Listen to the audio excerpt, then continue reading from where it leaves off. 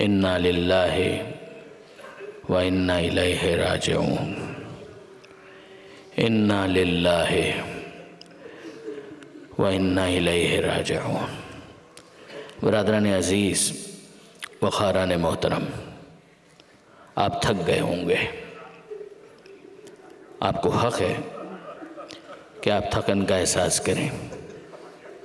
पहली मुहर्रम से जो सफ़े अज़ा आपने बिछाई तो आप मुसलसल अज़ादारी में मसरूफ़ रहे, गिरिए में मसरूफ़ रहे, मातम में मसरूफ़ रहे। हर शब आपने किसी न किसी शहीद का मातम किया है और आज आज़ान अली अकबर से लेकर मुसलसल असर आशूर और शाम गरीमा की इस मजलिस तक आप मुसलसल मातम में मसरूफ़ रहे। अगर आप थकन का एहसास कर रहे हों तो वाक़ईन आपको हक़ है, मगर अज़ीज़ों आपको भी मालूम है और मुझे भी मालूम है कि कुछ देर के बाद आपको भी सोने का मौका मिलेगा, हम सबको आराम का मौका मिलेगा। मगर कभी इस बारे में गौर किया कि ज़ैनब को सोने का मौका कब मिलेगा, उम्मे कुलसूम को सोने का मौका कब मिलेगा, सकीना को कब नींद मिलेगी? असल मरहला तो अब शुरू हुआ है। अब तक शहीदों का मातम था, अब असीरों का मातम है। अजीज़ों, आपके जहन में है ना कि जब हुसैन इस दुनिया में तशरीफ़ लाए थे और पैगंबर अकरम ने अश्कबार आँखों से सैयदा को ये बताया था कि फ़ातिमा ज़हरा तुम्हारा ये लाल 3 दिन का भूखा प्यासा करबला के बन में मारा जाएगा, तो जनाब सैयदा ने हसरत से एक सवाल किया था कि बाबा जब मेरा लाल मारा जाएगा आप होंगे? पैगंबर ने कहा था कि नहीं, मैं नहीं होऊंगा। क्या अली होंगे? अली भी नहीं होंगे, पैगंबर ने जवाब दिया। फिर बीवी पूछती है कि बाबा क्या मैं होंगी? और पैगंबर ने कहा था कि नहीं फ़ातिमा ज़हरा तुम भी ना होंगे। क्या हुसैन का ये बड़ा भाई हसन होगा? पैगंबर ने फरमाया कि नहीं, हसन भी नहीं होगा। तो बीबी ने हसरत के साथ यही पूछा था ना कि बाबा जब कोई नहीं होगा तो मेरे हुसैन पर आंसू कौन बहाएगा, मेरे हुसैन का मातम कौन करेगा? उस वक्त पैगंबर अकरम ने आपका जिक्र किया था और कहा था फ़ातिमा ज़हरा परेशान न हो, खुदा एक कौम को खल्क करेगा जिसके मर्द हुसैन के मर्दों का मातम करेंगे, जिसकी ख़वातीन हुसैन की बीबियों का मातम करेंगी, जिसके जवान हुसैन के जवानों का मातम करेंगे और जिसके बच्चे हुसैन के बच्चों का मातम करेंगे। अज़ीज़ों, अपनी किस्मत पर रश्क करें कि आप दुआए फ़ातिमा ज़हरा का नतीजा हैं। आपको परवरदिगार आलम ने इसी मकसद से इस दुनिया में भेजा है कि आप हुसैन और हुसैन के खानवादे का मातम करें, उन पर आंसू बहाएं। और आज तो ख़ास तौर पर पुरसा देना है उन जलते हुए ख़ैमों का पुरसा। इधर सदाएँ गूंजने लगीं अलाक़त क़ुतिल हुसैन बेकरबला, अलाक़त ज़ुबिहल हुसैन बेकरबला। हुसैन का सरनों के नेज़ा पर बुलंद हो गया। सैयद सज्जाद ने कहा अस्सलामु अलैका या अबा अब्दुल्लाह, अस्सलामु अलैका या इब्न रसूलिल्लाह। और वहाँ ख़ैमों में पहली ताज़ियत पेश करने के लिए जो लश्कर आया है तो उसने ख़ैमों को आग लगा दी। कुछ ही देर के बाद ये ख़ैमों को ताराज किया गया, लूट मार शुरू हो गई। और अब बीबियों की कैफियत क्या है? ये बीबियाँ एक ख़ैमे से दूसरे ख़ैमे में और दूसरे ख़ैमे से अगले ख़ैमे में, यहाँ तक कि सब बीबियाँ उस ख़ैमे के करीब आ गईं कि जिसमें सैयद सज्जाद मौजूद थे। जनाब ज़ैनब बेदार करती हैं और कहती हैं ऐ बेटा सैयद सज्जाद, मैं तुमसे ये पूछना चाहती हूँ कि मुझे बताओ कि क्या हुक्म है, ख़ैमों में जलकर मर जाएं या रेगज़ार करबला में चले जाएं? मगर बेटा अब जवाब देने से पहले ये देख लेना कि अब मेरे सर पर चादर नहीं है।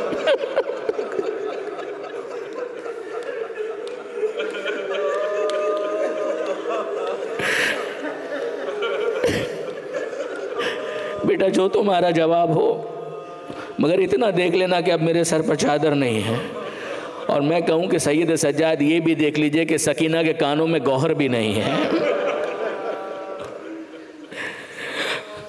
कानों से बहता हुआ खून बता रहा है कि किसी शकी ने बीबी के कान से उन गौहर को, उन बालियों को छीना है और इस तरह से खींचा है कि जनाब सकीना के कान ज़ख्मी हो गए। और अब सैयद सज्जाद कहते हैं, पुपी अम्मा अलैकुन्न बिस्सहरा, सहरा करबला में निकल जाइए, पर्दा साक़ित हो गया। और अब जनाब ज़ैनब खानवादे को लेकर करबला के सहरा में आ तो गई, मगर किसी ने बाद में सैयद सज्जाद से सवाल किया था कि आका सज्जाद ये तो बताइए कि जब ख़ैमे जल रहे थे तो आले मोहम्मद का ये घराना किस तरह से करबला के रेगज़ार पर आया। सैयद सज्जाद की आंखों में आंसू तो थे ही और ज़्यादा आंसू बहने लगे। सैयद सज्जाद के हाथ में तस्बीह थी। सज्जाद कहते हैं, ज़रा तसव्वुर करो अगर ये तस्बीह टूट जाए तो दाने कैसे बिखर जाते हैं। जिस तरह से तस्बीह टूटने पर दाने बिखर जाते हैं, उसी तरह शाम गरीबा में अली और ज़हरा का ख़ानदान बिखर कर रह गया। किसी ने फिर पूछा कि मौला, बताया जाता है कि जब आग लगी हुई थी और खानवादा आले मोहम्मद ख़ैमों से निकल रहा था तो बार बार ज़ैनब कुबरा एक जलते हुए ख़ैमे के अंदर जाने की कोशिश कर रही थी। बार बार ऐसा महसूस होता था कि जैसे उस ख़ैमे के अंदर कोई बहुत कीमती चीज़ मौजूद है। और जनाब ज़ैनब उस ख़ैमे के अंदर गईं, आग से अपने आप को बचाकर, और फिर कोई गठड़ी नुमा चीज़ अपनी पुश्त पर लाद कर बाहर निकली। मौला, वो कौन सी ऐसी कीमती चीज़ थी कि जिसको बचाने के लिए, जिसको उठाने के लिए जनाब ज़ैनब अपने आप को बार बार ख़तरे में डाल रही थी? सैयद सज्जाद का जवाब सुनेंगे।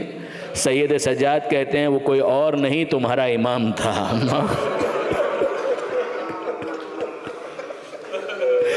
हमारा सलाम हो अली की इस बड़ी बेटी पर कि जिसने जलते हुए ख़ैमे से सैयद सज्जाद को उस आलम में बचाया।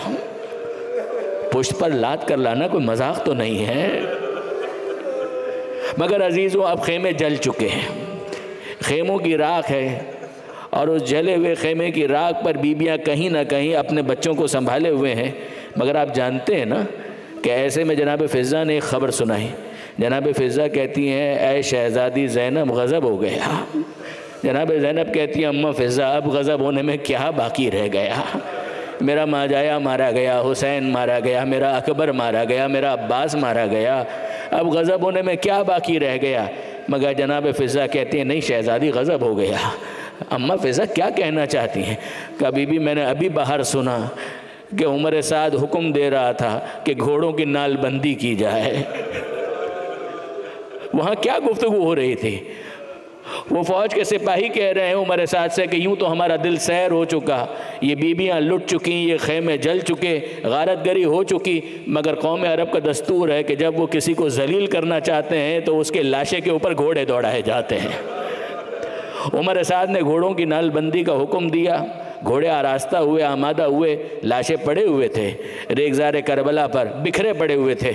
मगर जैसे ही पामाली का आगाज़ हुआ चाहता था, हुर का कबीला आगे बढ़ा और उसने आकर कहा, ऐ उमर साद, ये कभी हम बर्दाश्त नहीं कर सकते कि हमारा सरदार हुर, उसके लाशे को पामाल किया जाए, ये हमारी बड़ी रुसवाई और बड़ी ज़िल्लत है। उमर साद ने कहा कि ले जाओ, हुर का लाशा उठाकर ले जाओ। और हुर के कबीले वाले हुर का लाशा उठाकर ले गए, और यही हवाला दे देकर हर एक का कोई ना कोई वारिस पैदा हुआ और एक एक शहीद का लाशा उठा लिया गया। यहाँ तक कि बनी हाशिम में भी अब किसी का लाशा रेगज़ार करबला पर पड़ा हुआ नहीं था, बस एक ज़हरा के लाल का लाशा था कि जिसके लिए कोई ये कहने वाला नहीं था, ऐ पिसर साथ तलवारें चल जाएंगी, ये नबी का नवासा है, ये अली और ज़हरा का बेटा है।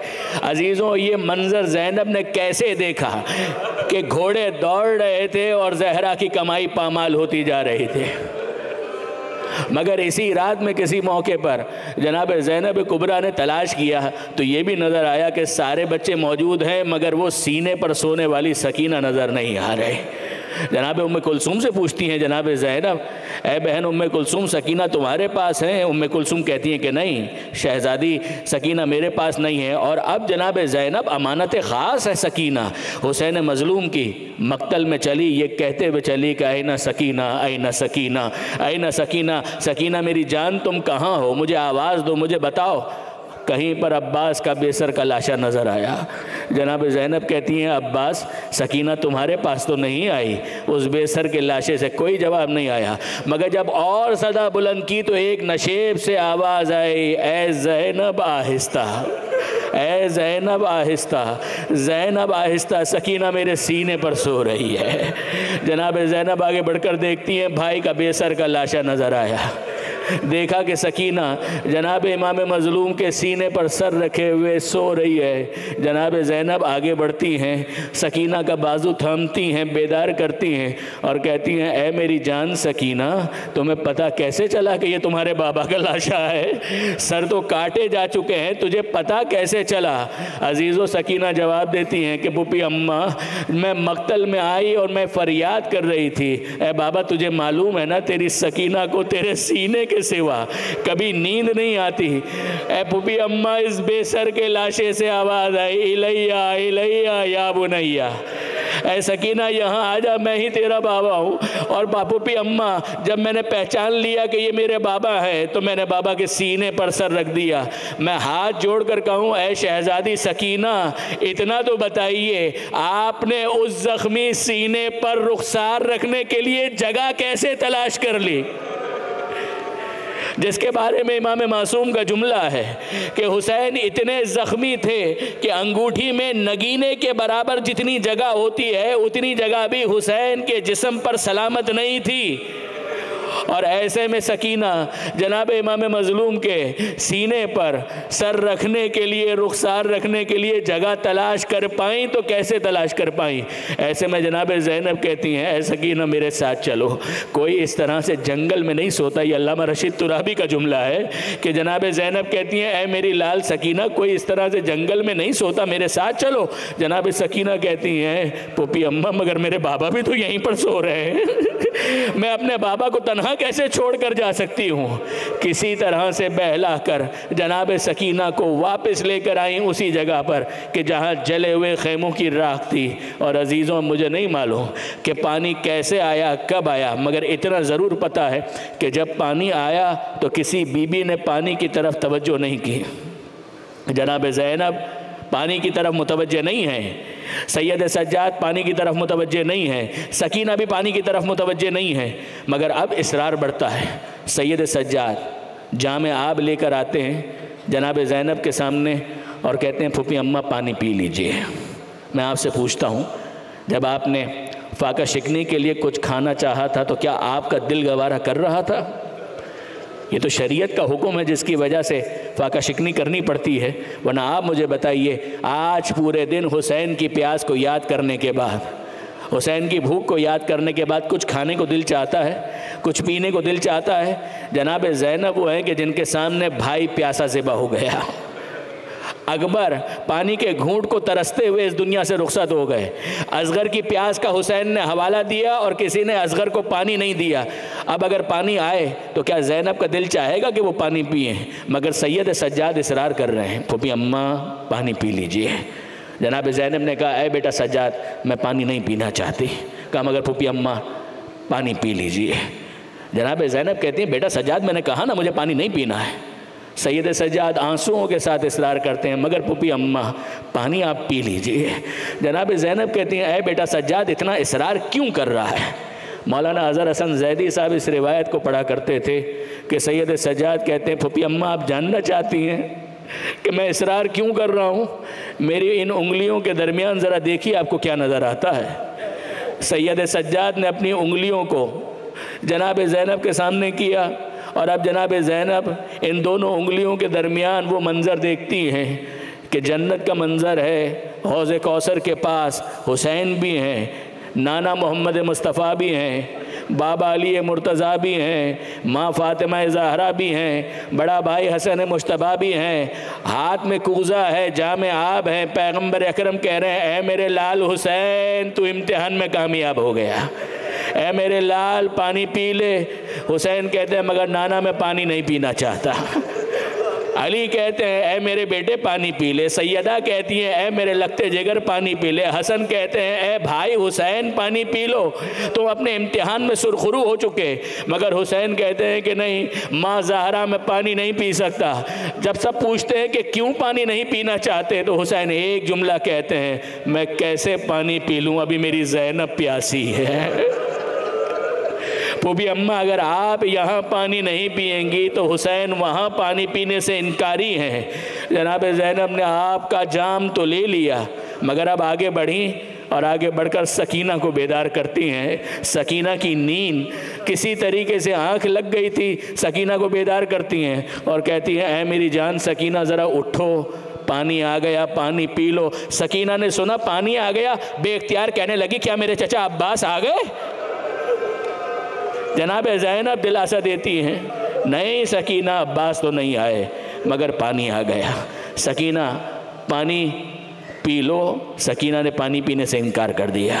कहा पुपी अम्मा आप भी तो बहुत प्यासी हैं, आप पानी पी लीजिए। कहा कि नहीं बेटा पहले तुम पानी पियो। सकीना कहती है मगर मेरी माँ रबाब भी तो बहुत प्यासी है, उसको पानी पिलाइए। कहा कि नहीं बेटा पहले तुम पानी पियो। कहा पुपी अम्मा मेरा बड़ा भाई सैयद सज्जाद भी बहुत प्यासा है, उसे पानी पिलाइए, वो बीमार भी है।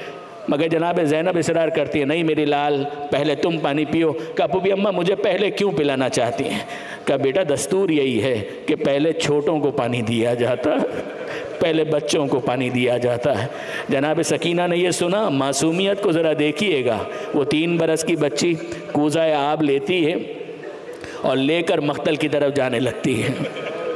जनाब ज़ैनब कहती हैं सकीना कहाँ जा रही हो? कहा फूफी अम्मा दस्तूर तो आप ही ने समझाया है कि जो पहले छोटा होता है उसे पानी दिया जाता है।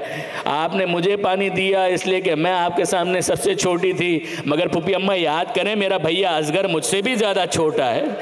मैं पहले अपने भैया अली असगर को पानी पिलाऊंगी, फिर उसके बाद खुद पानी पीऊँगी। अजीज़ों ये बहन और भाई की मोहब्बत, वो हुसैन और ज़ैनब की मोहब्बत, ये सकीना और असगर की मोहब्बत। मगर ऐसे में मजलिस का इख्तिताम हम क्यों ना रेहान आज़मी के उन अशार पर करें। वो कहते हैं साते शाम गरीबा। ज़ैनब को क्या याद आ रहा है? ज़ैनब को कौन याद आ रहा है? साते शाम गरीबा, याद वो अब्बास की जब न था कोई भी वारी माँ सिवाय बेकसी। गमज़दा के हाथ में एक चोबे खेमा आ गई, बन गई ज़ैनब अली अब्बास भी शब्बीर भी। सहमे बच्चों के लिए बिनते अली थी पहरादार, सबको देती थी तसल्ली खुद मगर थी अश्कबार। नागहा देखा चला आता है जैसे एक सवार, थाम ली बागे फरस बीबी ने होके बेकरार। बोली अब क्या लूटने आया है, सब तो लुट गया, जल गया असबाब सारा, भाई मेरा मर गया। लौट जा देती हूँ तुझको मुस्तफ़ा का वास्ता, मैं नबी ज़ादी हूँ, मैं ज़ैनब हूँ बिनते सैयदा। मुस्तफ़ा का नाम सुनकर हो गया वो बेकरार, डालकर बाहें गले में हो के बोला अश्कबार, मैं तेरा बाबा अली मैं तेरा बाबा अली मुश्किल कुशा हूँ गम गुसार। अब तू खेमे में चली जा मैं बनूंगा पहरादार। बाप को देखा तो गम से और सीना फट गया, दजलाए आंसू जो था आखिर को बेकाबू हुआ। बोली ज़ैनब मुर्तज़ा से करके ये आहो बुका, कट गया कुंबा मेरा बाबा छिनी मेरी रिदा। अकबर व असगर से धारे कासिम व अब्बास भी, चल गई शब्बीर के हलकूम पे बाबा छुरी। मैं दरे खेमा पे बाबा हाथ मलती रह गई, सो गया दरिया किनारे जाके अब्बा से जरी। अजीज़ों ये सारी बातें ज़ैनब ने बाबा से की हैं, मगर उलमा कहते हैं कि जो पहली बात की थी वो क्या थी? वो शिकवे बाद में कि अब आए हो बाबा, अब आए हो बाबा, जो अभी आपने सुना। मगर वो सारे शिकवे बाद में। जब बाबा को देखा है तो ज़ैनब पहले आई, बीबियों के पास आई और कहने लगी ए रबाब, ए उम्मे कुलसूम, ए लैला, ए रुकैया, कहीं कोई देखो ना, अगर कोई ऐसा कपड़े का टुकड़ा बाकी हो कि जिसे मैं सर पर रख कर चादर की जगह इस्तेमाल कर सकूं तो मुझे दो। अरे मुझे हया आती है, मैं पहले कभी बाबा के सामने नंगे सर नहीं। मातम है हुसैन।